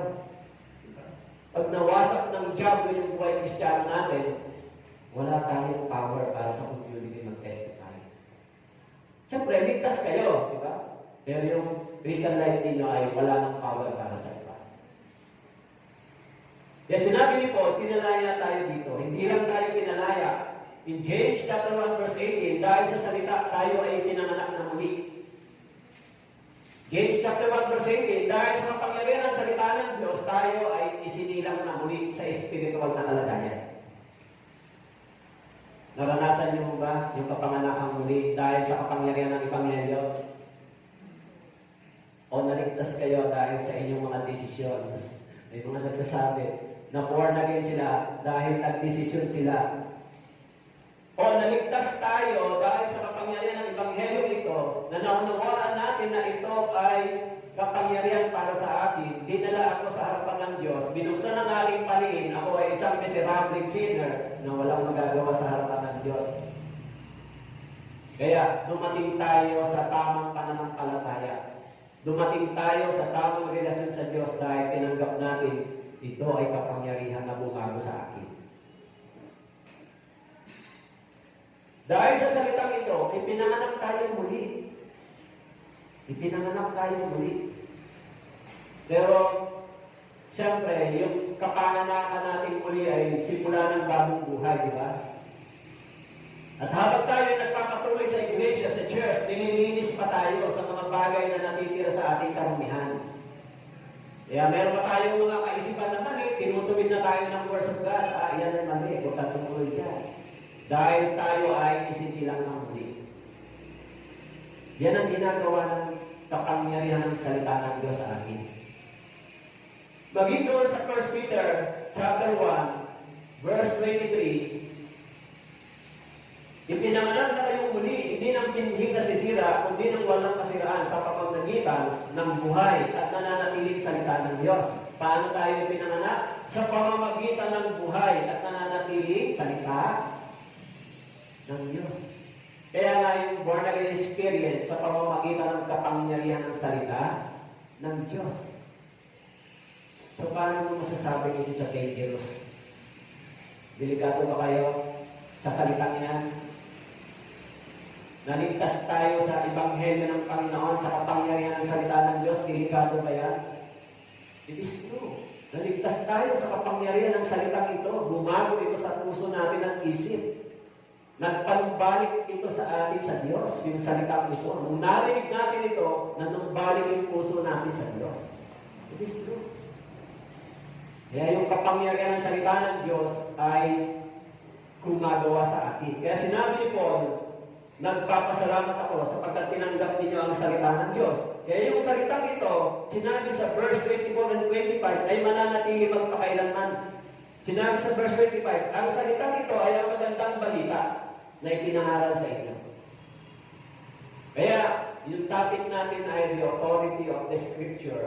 So, yung kapangyarihan ng salitang ito, binago tayo, pinanumbalik tayo sa Diyos.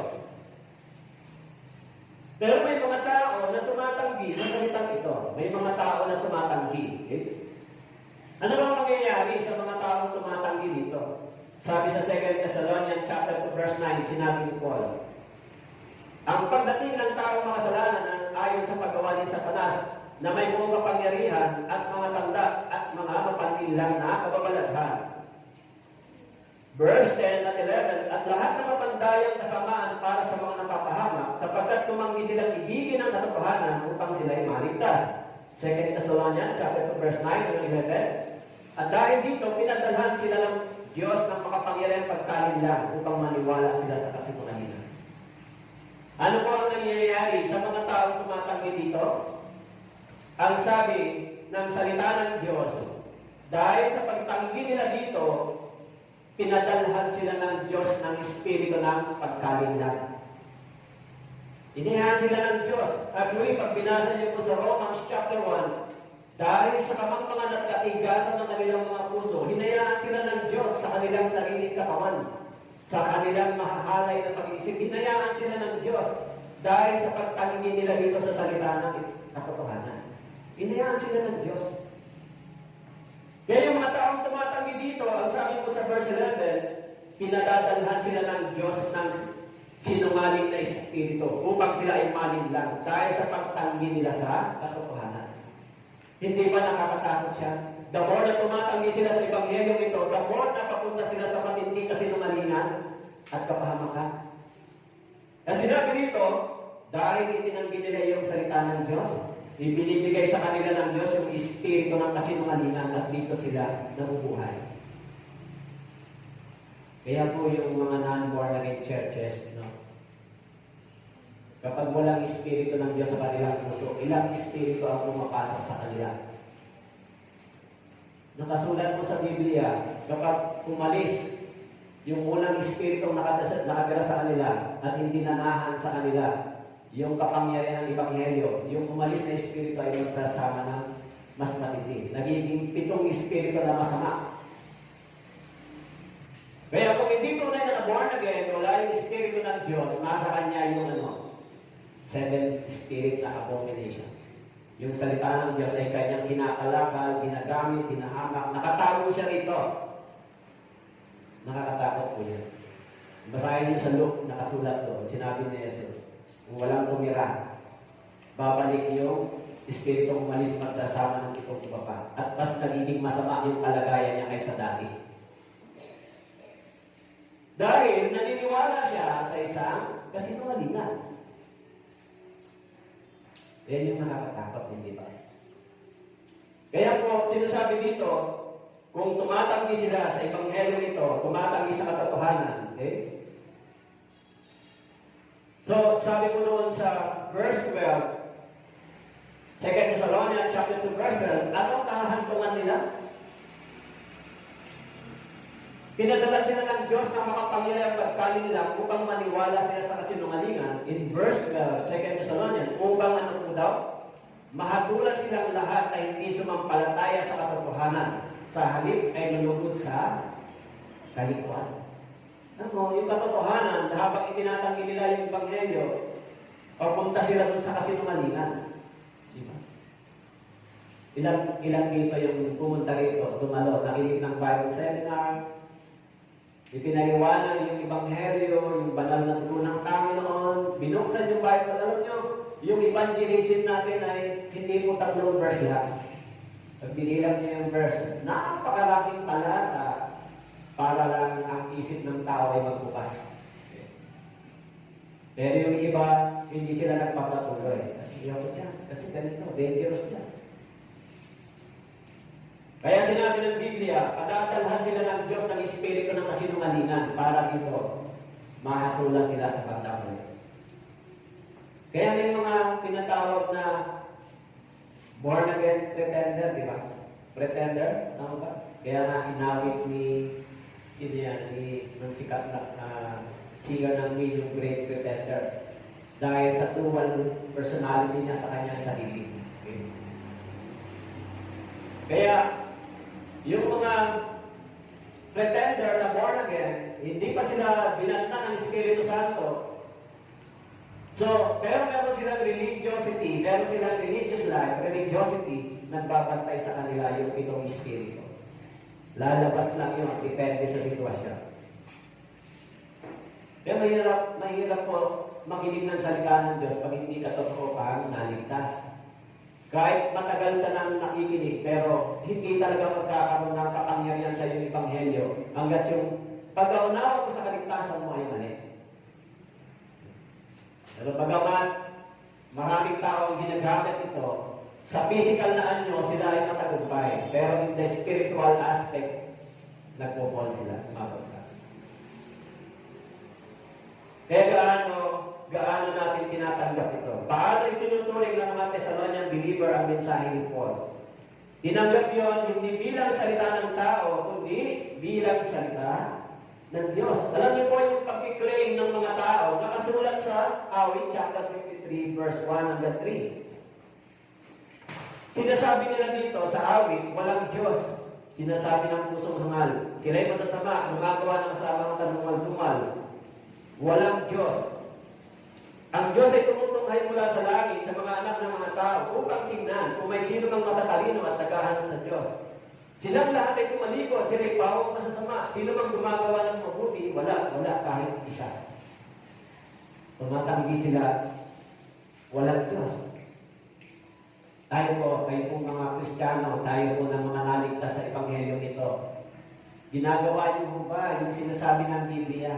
Halimbawa po, sinasabi ng Biblia sa Joshua chapter 1 verse 8, dili-dilihin mo ang Biblia, ang salitang ito, araw at gabi. Ginagawa niyo ba yan? Sinabi rin sa Revelation chapter 1 verse 3, makalat ang bumabasa, nakikinig at nagsasagawa ng salitang ito. Ginagawa niyo ba yan?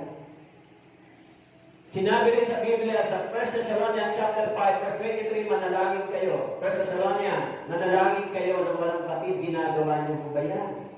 Di ba? Sa atin, inuutos ng Diyos. Nagpe-pray pa kayo. Nagdi-devotion pa kayo. Binabasa niyo ba yung Biblia? O habang nagme-memorize tayo dito ng Scripture, nagme-memorize din ba kayo? So, mga brothers and sisters, sinabi ng Biblia, ang salitang ito ay may kapangyarihan sa atin.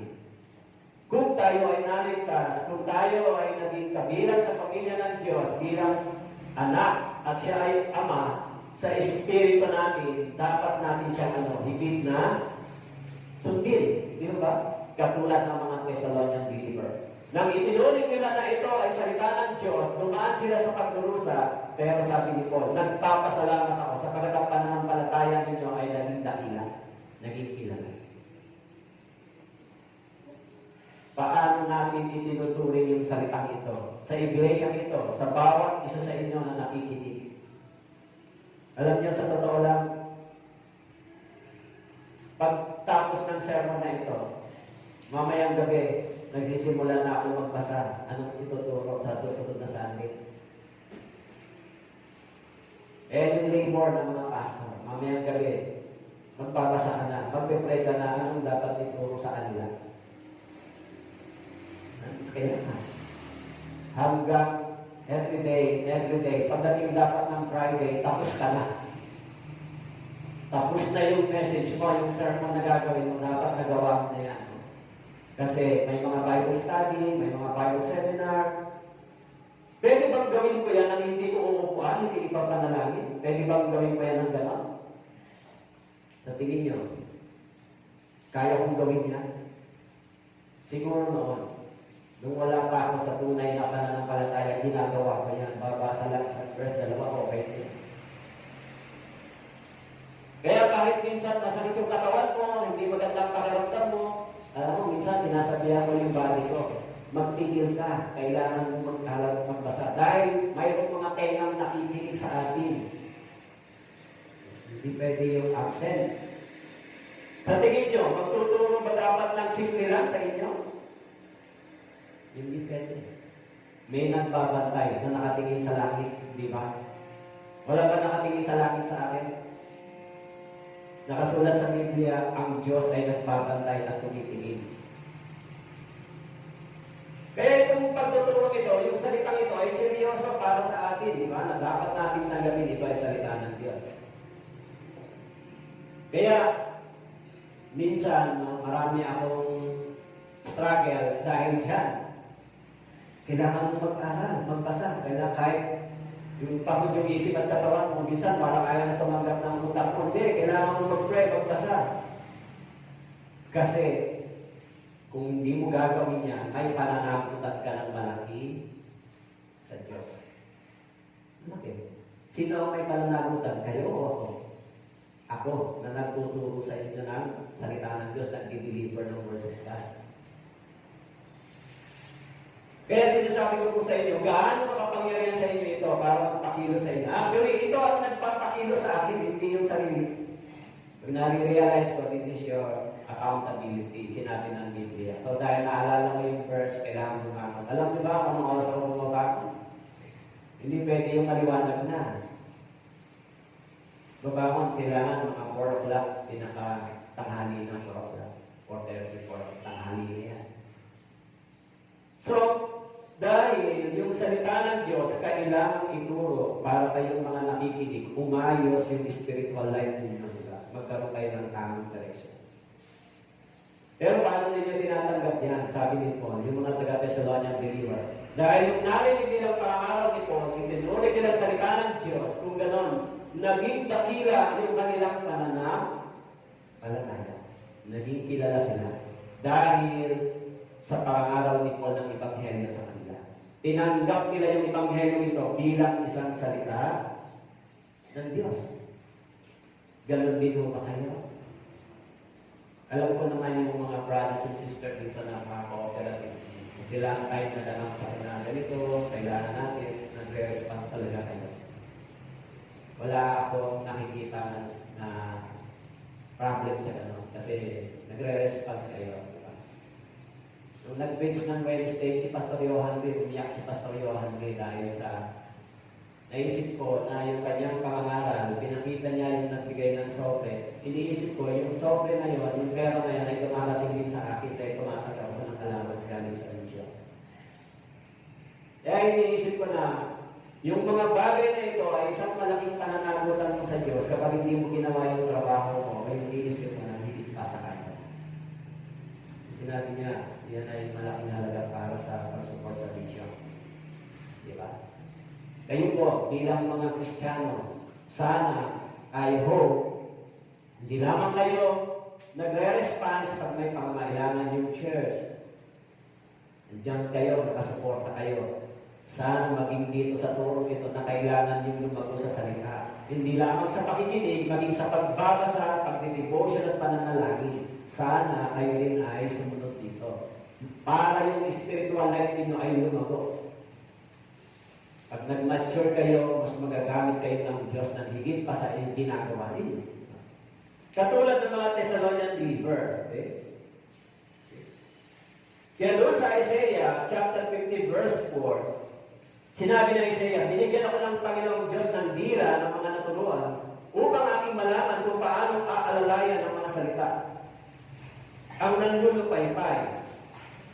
Siya ay nagigising tuwing umaga, ginigising niya ang aking pandinig upang makanig na gaya ng mga natuluan. Yung salita ng Diyos gumigising sa atin, di ba? Yung salita ng Diyos gumagabay sa ating dila, sa ating bibig. Yung salita ng Diyos gumagabay sa ating isipan. Yung salita ng Diyos gumagabay sa ating puso. Ginigising tayo upang tayo ay magkaroon ng pakikinig sa harapan ng salita ng Diyos. So, iniisip ko ng kalagayan ng iglesia para maging matatag ay nakadepende dito.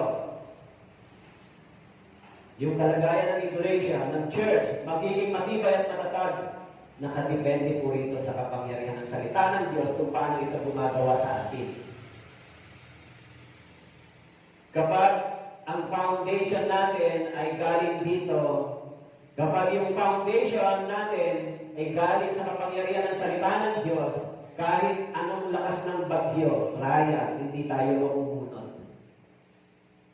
Hahapay ka lang, minsan, pero hindi mabubunot yung ugat mo kasi yan ay malalim yung pagkakabaon sa'yo. Dito sa Word of God. Siguro, kaya minsan malaki yung struggle ko dahil may desire ako na magturo ng mas deeper para yung mga nakikinig ay mas dumano yung pagkaunawa, mas tumibay yung pananampalataya, pero yung bagay na yan, hindi mangyayari kung hindi ka hindi ka mag-reveal din ng pag-aaral. Di ba? Kasi yung salita ng Diyos, kailangan mong dilitilihin. Kailangan mo siyang tawag dito. Parang minimeditate mo siya. Kailangan mo siyang meditate. Ano bang sinasabi dito sa akin? Anong araw meron dito? Mas hindi yung basic na natututo lang ako ng ganitong bagay. Dapat yung salitang ito ay maging makapangyarihan sa atin. Hindi lang mapuno yung knowledge. Dapat yung buhay natin, yung Kristiyano, maging matapang, maging matatang. Hindi ba? Kaya sinabi ni Paul, paano tinuturing ng mga Thessalonica yung salita ng Diyos? In Hebrews chapter 4, verse 12, sapagat ang salita ng Diyos ay buhay, mabisa, higit na matalas kaysa alimang tapak na may dalawang talim, tumatagos hanggang sa pinaghihiwalayan ng kaluluwa at espiritu, ng mga kasukasuan at ng utak sa buto, at may kakayahang kumilala ng mga pag-iisip at mga hangarin ng puso. Ito yung kapangyarihan ng salita ng Diyos. Kaya kayo po, pag nandito sa church, pag pupunta po kayo sa church ng Sunday, pag nakikinig kayo, sikapin po ninyo na mag-isip ang isip ninyo, ang puso ninyo, sa salita ng Diyos, sikapin ninyo. Bakit po? Kasi yung salitang ito ay makapangyarihan. Pero hindi po naging ganang ang inyong puso, ang salitang ito ay dadaan lang sa inyo, pero hindi gumagawa sa inyo. So, babagsak yung Kristiyano pamumuhay sa pagiging isang relihiyoso.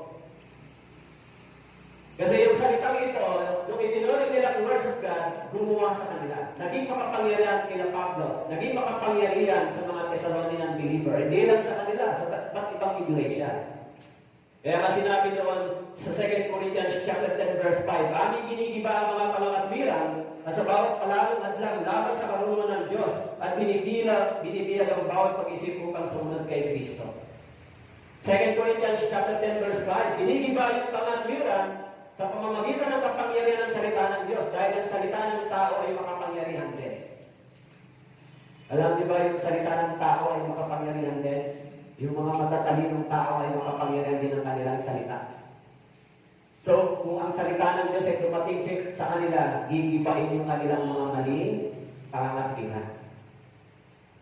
So, mga brothers and sisters, paano niya yung ginagawa sa inyong personal na buhay? Kaya binabanggit ko, ang salitang ito ay hindi babagsak ng walang kabuluhan. Hindi mawawala ng kabuluhan. Ang salitang ito ay, sabi ko sa 1 Peter chapter 1 verse 22, ngayong nalinis na ninyong kaluluwa sa pamamagitan ng inyong pagsunod sa katotohanan, kayo may tunay na pag-ibig sa isa't isa. Nag-ibigan kayo sa isa't isa ng maalab, buong alab, mula sa dalisay na puso. Nalinis na ninyo ang inyong mga kaluluwa sa pamamagitan ng salitang ito. Alam niyo po yung salitang nalinis, kaya minsan yung salita ng Diyos ay ginagamit ng water. Kaya doon sa John chapter 3, sabi ko, maliban na sa tubig at espiritu. Yung tubig ay salita ng Diyos at yung espiritu ng Diyos. Sa John chapter 3 verse 5. Nilinis tayo ng salita ng Diyos. Ito ay parang tubig na luminis sa atin kasi yung water ginagamit sa panglinis. Gamisan yung metaphorical ng metaphor ng words of God ay water. Kumisan ay fire. Kumisan ay hammer. Ginagamit po yun sa Biblia para mailarawan kung ano ang gawain ng salita ng Diyos sa ating mga buhay. Yung hammer, binabasag yung puso ng mga matitigas na puso ng tao. Yan po yung inilalarawan nila. Ano ang gawain ng salita ng Diyos. Kaya, paano gumagawa ang Diyos sa mga sumasampalataya? Paano ba gumagawa ang Diyos sa atin na sumasampalataya? Sabi sa 1 Thessalonians chapter 1 verse 6, at kayo naging tagatulad sa amin sa Panginoon na inyong tinanggap ang salita sa matinding kapigatian na may kagalakan ng Espiritu Santo. Alam niyo po, yung salitang ito, bagamat may kapigatian, kahirapan tayo, pero ang sabi roon, binibigyan din tayo ng kagalakan ng Panginoon. Kahit minsan, nahirapan tayo, pero yung kapigatian natin ay kino-convert ng Diyos sa kagalakan. Joy. Kaya, minsan, pag mahirap struggle, parang kasi ang unang pressure sa spiritually ay sa brain, sa mind, tsaka sa emotion, sa heart. Parang doon ka magkakaroon ng mga stressful, sometimes frustration. Basahin mo yung Biblia, basahin mo yung 1 Thessalonians, magalak kayong lagi, sinasabi ng magalak kayong lagi, manalangin kayong lagi. Kailan sinabi ni Paul yung mga ganon? Sa panahon ng kapigatian, kahirapan ng pagdurusa, sinabi ni Paul, magalak kayong lagi. Magpasalamat kayo sa Diyos. Di naman kayo magagala kung masaya na kayo, di ba? Kaya sinabi ni Paul sa mga Thessalonian believer, nang sila ay pinersecute, nagdusa sila sa Ebanghelyo ito, sabi ng Panginoon, sabi ni Paul sa kanila, magalak kayong lagi. Sa Panginoon, magalak kayo. Kaya, si Paul, dumaan din siya sa maraming pagdurusa. Okay? Maraming mga kahirapan. Kahit na gano'n ang pangyayari, pero ang kapangyarihan ng Diyos o ng salita ng Diyos ay gumagawa sa kanya. Doon sa 1 Thessalonians, chapter 1, verse 7 and 8, ano pat kayo naging halimbawa sa lahat ng mananampalatayaan nasa Macedonia, nasa Akaya, sabagat mula sa inyo yung malingaw ang salita ng Panginoon. Hindi lamang sa Macedonia, Akaya, kundi sa lahat ng dako, napapalita ang inyong pananampalataya sa Diyos. Kaya't kami ay hindi na kailangan magsalita anuman. So dahil sinabi ni Paul, nagpapasalamat ako sapagkat ang salitang ito ay tinuturing ninyong salita ng Diyos, hindi salita ng tao. Dahil dito, ang pananampalataya nila ay kumalingaw-ngaw. Ibig sabihin, narinig sa iba't ibang dako. Yung salitang nalingaw-ngaw ay naririnig mo yung sound sa malayong lugar. Okay? Yung kampana, pag pinupukpok, di ba, ang tawag dyan na maalingaw yung tunog. So yung pananampalataya nila ay umaliwangaw, narinig sa iba't ibang dako, naging dakila dahil sa ang salitang ito, itinuring nilang salita ng Diyos, hindi salita ng tao. Sana, ganun din kayo. Sana, or I hope, by God's grace, ganun din ang mangyari sa inyo. Ang pananampalataya ninyo ay umalingaw sa iba't ibang dako. Dahil ang salitang ito ay itinuring ninyong salita ng Diyos.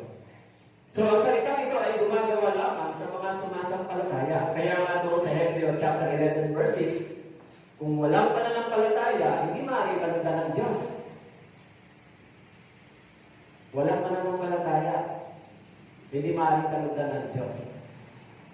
So ngayon, yung salita ba ng Diyos nakakapagod?